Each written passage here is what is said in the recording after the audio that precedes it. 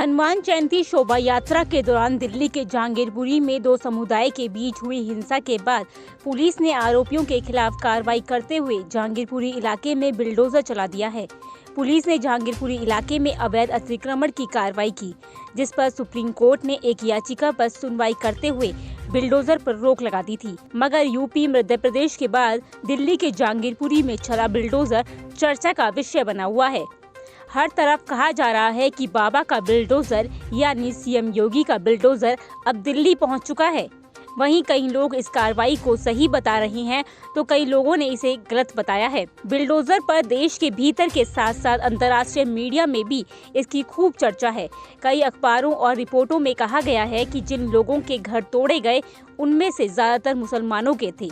Bloomberg की एक report के मुताबिक जेसीबी कंपनी के बनाए बुलडोजरों का इस्तेमाल ज्यादातर गरीब मुसलमानों के घरों और व्यवसाय को तबाह करने के लिए किया गया। ये उन्हें झड़प के दौरान बहुसंख्यक हिंदू समूह पर कथित तौर पर पत्थर फेंकने के आरोप में सजा दी गई है। इस रिपोर्ट में ये भी लिखा गया कि आलोचकों का कहना है कि भारत की मोदी सरकार ने अल्पसंख्यक मुसलमान समुदाय को डराने, कथित तौर पर बिना न्यायिक प्रतिक्रिया से उन्हें उनके गुनाहों की सजा देने के लिए बुलडोजर का इस्तेमाल किया गया।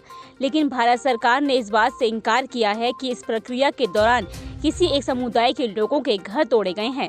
TRT वर्ल्ड में छपी एक रिपोर्ट के मुताबिक बुलडोजर का इस्तेमाल लंबे वक्त से भारत की पहचान रहे धार्मिक सद्भाव और शांतिपूर्ण सह अस्तित्व यानी जियो और जीर्णोद्योग की नीति को खत्म करने के लिए किया जा रहा है। अंतर्राष्ट्रीय मीडिया में एक वेबसाइट में छपा लेख जिसमें कहा गया कि देश की सत्ताधारी दक्षिणपंथी बीजेपी अपने हिंदू वोट बैंक को खुश करने के लिए मुसलमानों को निशाना बना रही है। वहीं अल जजीरा ने सुप्रीम कोर्ट में दाखिल की गई जमीयत उलेम ए हिंद की याचिका से जुड़ी एक रिपोर्ट में लिखा कि राज्य के बड़े नेताओं से संकेत लेते हुए मध्य प्रदेश के खरगोन में प्रशासन ने करीब 50 संपत्तियों को जमींदोज किया।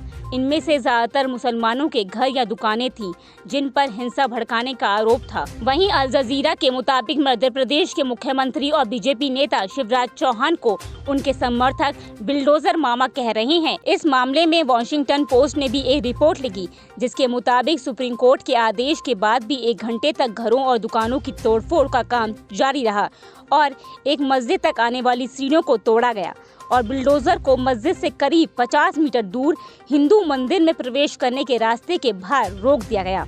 इसके बाद मुसलमानों ने आरोप लगाया कि इस अभियान से उन्हें जानबूझकर निशाना बनाया गया। वहीं पाकिस्तान की एक न्यूज वेबसाइट ड्रॉन के मुताबिक बुलडोजर चलाकर सत्ताधारी सरकार देश के 200 करोड़ मुसलमानों को डराने की कोशिश कर रही है।